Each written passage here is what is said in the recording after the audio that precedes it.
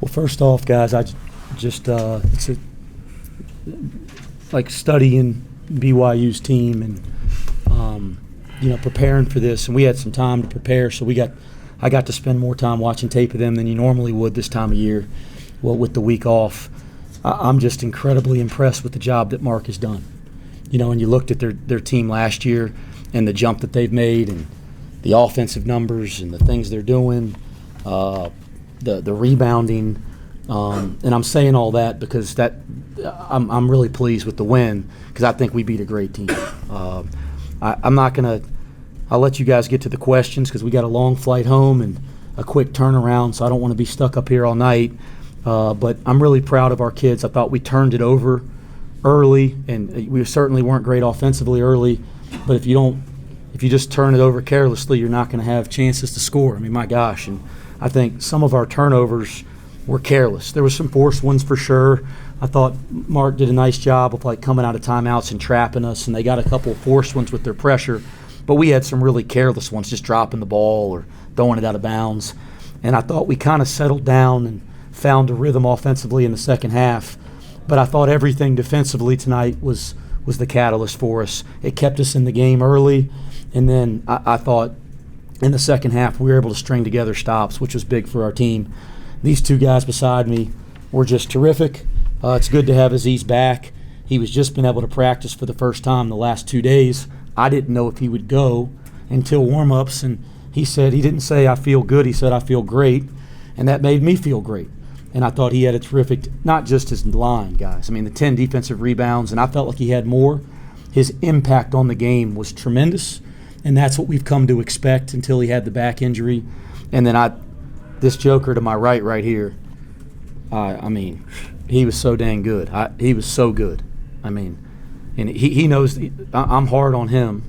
Shoot, he's hard on me too, but I'm hard on him. I could tell him every mistake he made because he made a couple bad ones. But outside of 2 or 3 mistakes, he was terrific, and he kept our team together, him and John Newman, with a lot of leadership. So proud of the win, good win against a great team, and now we got to turn around quickly because that's what you're going to be playing great games every night, and we got a quick one against Texas on Tuesday. Questions for the group? So over the final 12 minutes, BYU made 3 baskets. They missed 14 of their final 17 shots.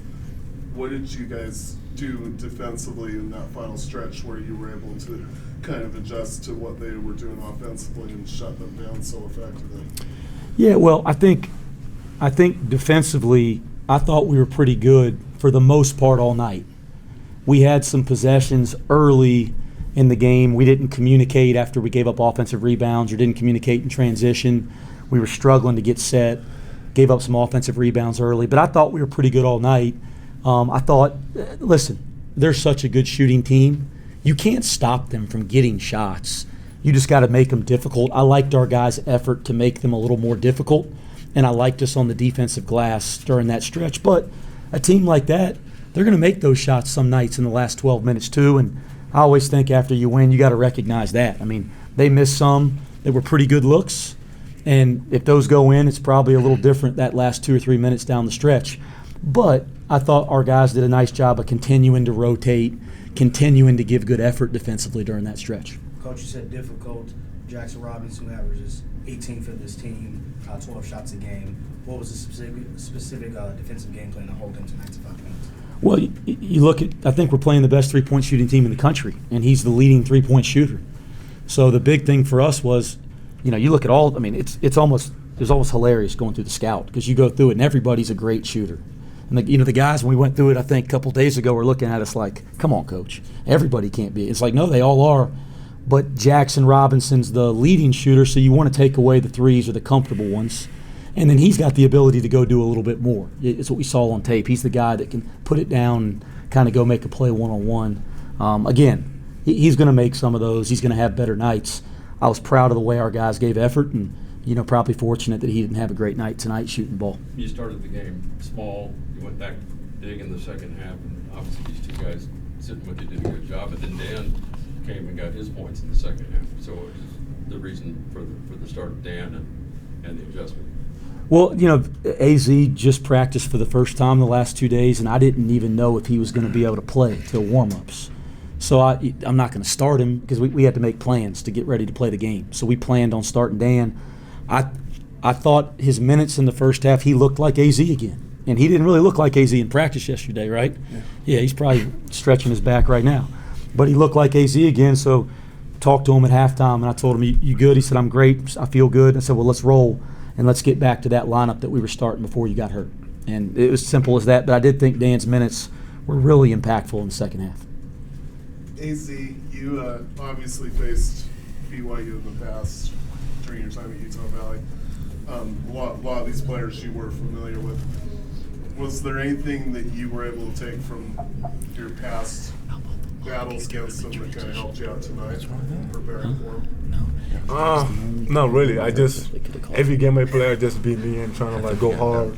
And obviously that's what I did tonight, trying to give my best. Even like I didn't practice well the last 2 days, so I just be there and trying to give my best, and that's what I did. Yeah. Your team won here You did last too. You year. kind of just Did you feel like you're confident? you did a Do you great like job. the jostling with the crowd a little bit? You know, obviously they knew you. Yeah, I felt confidence, and I just love like when we're on the road. I just love it to play like that, and yeah, I had a confidence when we get here since like we beat them last year. So I was very excited to play here again. Did you think Trevin Nell would ever miss? Say it again? 21 nil. Did you No. think he would ever miss, is what Scott asked. I mean, yeah, I saw him miss, especially those free throws that actually probably wasn't a foul. So, yeah, I saw him miss. How was it for you with the atmosphere? Was cool. I prefer them not to have the run to experience that atmosphere, but once it happens, pretty cool to play against it. So. Coach Miller, were you surprised that they left Nell on the bench for as long as they did in that second half or 5-minute plus stretch? Guys, I wasn't thinking about it. Okay. I'll tell you what, Mark can really, really coach. So that's what I know. I know he can really, really coach. And I'm trying to figure out how to coach my dang team. I ain't thinking about what the other team's doing. But he can really coach. He's got a great team. They're going to have a lot of success this year. They already have. Holding them under, I think they can average 90 plus, and you hold them to 60. So just talk about how impressive that is. Yeah, again, I thought our defense tonight came alive for the first time in a long time. It really did, and it kept us in the game early when we were turning it over and struggling to put it in the basket. And then I thought in the second half we were able to really string together some stops. So I was really proud of the way we defended against, again, I think an incredible offensive team. So that was good. We have not guarded well recently. To do it against the best offensive team we faced was really encouraging for our team. Did you sleep on the way home or watch Texas Tech? Coaches don't sleep after games. You guys know that. But it's Texas, not Texas Tech. That's right, Texas. Texas tape. Texas tape. Video tape. Okay. You guys be careful around Viktor now because he'll tell your ass when you're wrong. I'll tell you that. Anything else for the group? All right. Thank you. All right. Thanks, guys. Thank you.